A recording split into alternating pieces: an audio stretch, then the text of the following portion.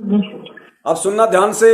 इस ऑडियो में आगे कहा जा रहा है कि इस पवन के घर पे नामदान केंद्र था और ये चोरी करया करता, जू कर इसके घर से नामदान छीना गया।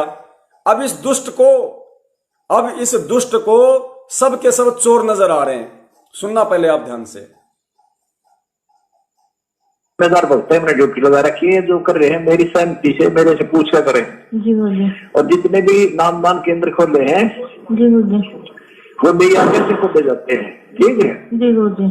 और जो ये भ्रमित कर रहा है ना पवन और संजय, हाँ जी, अजदा हुआ चोरी करते हैं नामदान पत्रों पैसे, जो पवन के घर पर नामदान खोल था, ये चोरी क्या करता जी। जब वहां से छीनना इससे इसने सारे चोर देखा है, दोस्तों ने सारी संगत के कह दे। पुण्यात्माओं, यदि आप समझते हो कि ये ऑडियो सतगुरु रामपाल जी महाराज जी की हैं, तो मेरा पिता, मेरा पूज्य पिता मुझे कह रहा है कि इस पवन के घर पे नामदान केंद्र था, और यो कहे ना कि ये मैनेजमेंट वाले चोरी करते हैं, दान में चोरी करते हैं, यो खुद चोरी करया करता। यो पवन, मेरा पिता मुझे कह रहा है कि यो पवन खुद चोरी करया करता और फिर इसके घर से नामदान केंद्र छीना गया। पुण्यात्माओं, इस बात का निर्णय दो ही तरीके से हो सकता है कि दास उस नामदान केंद्र पे चोरी करता था या नहीं करता था, और वो नामदान केंद्र मेरे पिताजी के आदेश से छीना गया था, या मैंने स्वयं अपने हाथों से एक दूसरे भगत के घर पे नामदान केंद्र रखा था। इस बात का निर्णय दो ही तरीके से हो सकता है। पहला निर्णय तो ज्ञान आधार, ज्ञान आधार से तो संगत चल नहीं रही। ज्ञान आधार से तो संगत 7 जन्म में 70% संगत ज्ञान आधार से तो 7 जन्मों में भी इस बात का निर्णय नहीं कर पाएगी, क्योंकि काल भगवान ने सतलोक आश्रम मैनेजमेंट हरियाणा को निमित्त बना के बुरी तरह इनको भ्रमित कर रखा है। बुरी तरह मैनेजमेंट आज यदि संगत को यह आदेश दे दे कि गुरुजी का आदेश है पवन का मर्डर कर दो, तो भगत लोग मेरा मर्डर कर देंगे 101%। इस कदर ये भगत समाज भ्रमित है।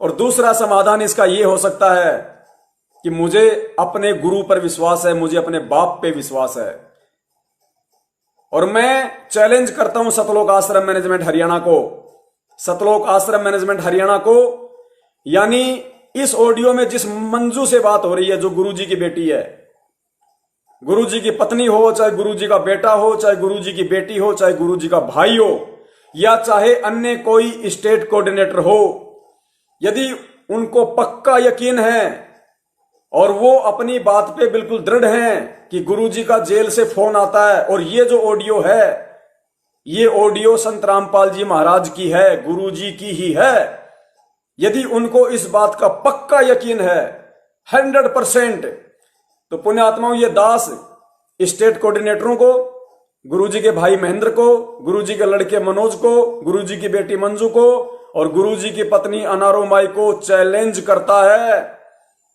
अगर दास पीछे हटा तो दास गधे का मूत पिएगा, और अगर तुम हटे तो तुम गधे का मूत पियोगे। और दास चैलेंज करता है पुण्यात्माओं, निर्णय करना फिर इस बात का कि दास क्या शब्द बोल रहा है, क्या वचन बोल रहा है, वरना ये संगत फिर कहीं की नहीं रहेगी। ध्यान रख लेना। उसके बाद भी यदि ये शक करेंगे, शंका करेंगे, ज्ञान को आधार बनाकर नहीं चलेंगे तो, क्योंकि ये कहते हैं कि रोज फोन आता है और जेल से फोन आता है, तो इनको तो पक्का यकीन होना चाहिए, इनको तो 100% श्योर है कि ये वो जो ऑडियो है जिसमें मंजू बात कर रही है, जिसमें मेरे लिए कहा गया है कि नामदान केंद्र पर चोरी कराया करता, नामदान केंद्र छीना गया, तो मैनेजमेंट को तो पक्का यकीन है, इसमें कोई संशय नहीं है। गुरुजी की बेटी, भाई, लड़के, इन सबको पक्का यकीन है कि गुरुजी की ही ऑडियो है। तो पुण्यात्माओं, और मैं कह रहा हूं कि ये वचन मेरे बाप के नहीं है। इस ऑडियो में जो कहा जा रहा है कि पवन नामदान केंद्र पर चोरी करता था और उसका नामदान केंद्र छीना गया था, मैं ये चैलेंज कर रहा हूं कि ये चीज बिल्कुल गलत है, ये बात बिल्कुल सरासर रॉन्ग है, गलत है। ना मैंने 1 रुपए की चोरी की, ना गुरुजी के आदेश से मेरे वहां से नामदान केंद्र छीना गया। मेरे नामदान केंद्र पे मेरे पड़ोसी की शिकायत से पुलिस आई थी, पुलिस वालों ने मुझे कहा कि ये नामदान केंद्र यहां नहीं रखेगा। मैंने अपनी मर्जी से, इस पवन दास ने अपनी बुद्धि विवेक से, मैंने नामदान केंद्र लोहा मंडी में जो आज है जयपुर में, जो प्रहलाद भगत है, जो सारनामी है, उसको बुलाकर मैंने खुद नामदान केंद्र उसके घर पे रखा था। इस बात का साक्षी वो खुद नामदान केंद्र वाला भी है। हम दोनों पुलिस स्टेशन में गए थे, पुलिस वाले से, इंस्पेक्टर से हम बात करके आए थे और उसने कहा था कि वहां नहीं रह सकता। तब मैंने प्रहलाद को कहा कि प्रहलाद, तू मेरे थोड़ा निकट है, तू सारनाम प्राप्त है, नामदान के अंदर तेरे घर पे मैं रख देता हूं। उसने कहा भगत जी जैसा आप उचित समझो। स्टेट कोऑर्डिनेटर राजस्थान का प्रकाश माड़ी, उसकी पत्नी अनु देवी जो ऑनलाइन नाम दीक्षा दिलवाती है देश विदेश में, दास ने उस प्रकाश माड़ी को फोन किया, उसको सारी बात बताई। वो पीछे हट गया, बोला भाई हमें इससे कोई लेना देना नहीं है, तुम जानो तुम्हारी पुलिस जाने। पीछे हट गए, कच्छे उतर गए उनके। इस दास ने अपनी मर्जी से, अपनी सहमति से नामदान के अंदर उस प्रहलाद भगत के घर पे रखा। 1.5 महीने तक मैंने वहां सेवा की। यदि मैं चोर था, मैंने चोरी की थी, और यदि गुरुजी के आदेश से यदि नामदान के अंदर मेरे से छीन के प्रहलाद भगत को दिया गया था, तो क्या इन नालायकों में इतनी भी बुद्धि नहीं थी कि चोर को 1.5 महीने तक उस नामदान के अंदर पे फिर क्यों सेवा करने दी? तो मैं इनको चैलेंज करता हूं, मैं कहता हूं कि ऐसा नहीं है। और ये कहते हैं कि क्योंकि ये कह रहे हैं कि ये ऑडियो गुरुजी की है, गुरुजी कह रहे हैं वो सही है, तो ठीक है भाई, आ जाओ भाई। ये संगत से मैं निवेदन करता हूं, गुरुजी की बेटी आ जाए, गुरुजी की पत्नी आ जाए, गुरुजी का भाई आ जाए, गुरुजी का लड़का आ जाए, और एक तरफ ये दास रहेगा, टेबल पे जहर की बोतल रखो। और मैं अपने वचन पे अडिग हूं, और इनको यदि अपने गुरु पे विश्वास है, इनको यदि ये पक्का यकीन है कि ये गुरुजी की ऑडियो है और जेल से आई है, तो पुण्यात्माओं, गुरु को साक्षी मानकर, गुरु से प्रार्थना करके, वो अंतर्यामी है, जो सच्चा होगा उसकी जान बचाएगा। मैं अपने गुरु को साक्षी मानकर, उनके चरणों के सौगंध खाकर वही जहर की बोतल पीऊंगा कि परमेश्वर, ये आपका बच्चा निष्कलंक है, एक नए पैसे की इसने उन 3 महीनों में नामदान के अंदर पे चोरी नहीं की। और वो नामदान के अंदर गुरुदेव मैंने अपनी सहमति से, अपनी मर्जी से प्रहलाद भगत के घर पे रखा था। मैं ये वचन कहकर कि गुरुदेव यदि मैं झूठा हूं तो गुरुदेव इसी क्षण मेरे को मौत दे दी जाए, मैं जहर की बोतल पीऊंगा।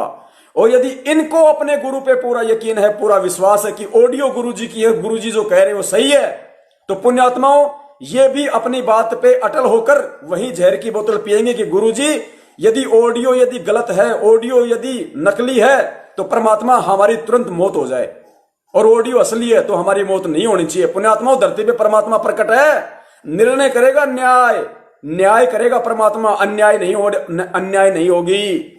अगर इनको विश्वास है तो ये आएंगे और इस बात की परीक्षा देने के लिए जहां ये दास को बुलाएंगे, दास आएगा और पूरी संगत को इकट्ठा किया जाए। पूरी संगत को पहले इकट्ठा किया जाए एक जगह, जैसे रोहतक में करते हैं ये लोग प्रकट दिवस पे। पूरी संगत को इस बात का निर्णय करने के लिए बुलाया जाए। ये दास वहां आएगा, अकेला आएगा, और इस बात का निर्णय हो जाएगा कि गुरु पे विश्वास किन लोगों को है और कौन लोग गुरु की आड़ में धर्म को धंधा बना रहे हैं। इस बात का निर्णय वहां होगा।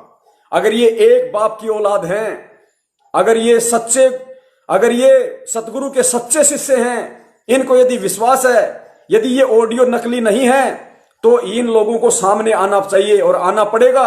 और यदि संगत में जरा सी भी बुद्धि शेष है, संगत में यदि जरा सा भी ज्ञान है, तो आज के बाद संगत जितने भी नामदान संचालक हैं, जितने भी कोऑर्डिनेटर हैं, उन सब के पास जाओ और कहो कि तुम जो ऑडियो दिखाकर ये कहते हो कि पवनदास नामदान के अंदर पे चोरी करता था और पवनदास से नामदान के अंदर गुरुजी के आदेश से छीना गया, और ऑडियो यदि असली है, तो पवनदास इस बात की परीक्षा देने के लिए तैयार है, जहर पीने के लिए तैयार है, क्योंकि पवनदास को अपने बाप पे विश्वास है, अपने सतगुरु पे विश्वास है, अपने कर्मों पे विश्वास है।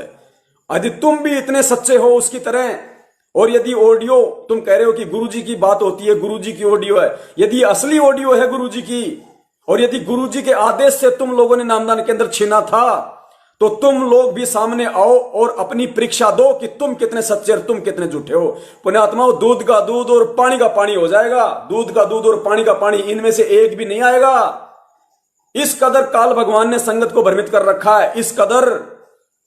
अगर ये सच्चे होंगे तो आएंगे, अगर एक बाप की औलाद होंगे तो आएंगे ये। और ये संगत, या तो इस संगत को डूब के मर जाना चाहिए। अगर संगत अगर सच्ची है, संगत अगर न्याय चाहती है, संगत अगर निसंशय होकर भक्ति करना चाहती है कि कौन गुरुद्रोही और कौन गुरुमुखी है, तो संगत तब तक चैन से नहीं बैठेगी जब तक मुझ पवनदास को और गुरुजी के परिवार वालों को पूरी संगत के सामने एक मंच पे खड़ा ना कर दे। धिक्कार है संगत का तब तक यदि ये संगत शांति से बैठी तो, अन्यथा फिर किसी को गुरुद्रोही कहना छोड़ो। यही परीक्षा चल रही है और यही हम लोग मार खा रहे हैं सबसे बड़ी। तो ये खेल है इस ऑडियो का। अगर असली है तो परीक्षा है, और नकली है तो फिर गुरु के ज्ञान को आधार बनाओ। क्यों फिर ऐसे पाखंडियों के पीछे चल के आप अपने कर्म खराब कर रहे हो, अपनी भक्ति खराब कर रहे हो? गुरु ने भक्ति मार्ग पर चलने के लिए कौन सी कमी छोड़ दी? कौन से सत्संग करना भूल गए? कौन सी बातें बताना भूल गए थे जो आज तुम लोगों को इन लेटरों के भरोसे चलना पड़ रहा है? इन पाखंडी कोऑर्डिनेटरों के भरोसे तुम्हें अपना भक्ति मार्ग का सफर तय करना पड़ रहा है। ये बैसाखियां हैं, बैसाखियां। भक्ति मार्ग पे बैसाखियां काम में लोगे तो फेल हो जाओगे, और फेल हो गए पुण्यात्माओं, इसमें कोई संशय नहीं है।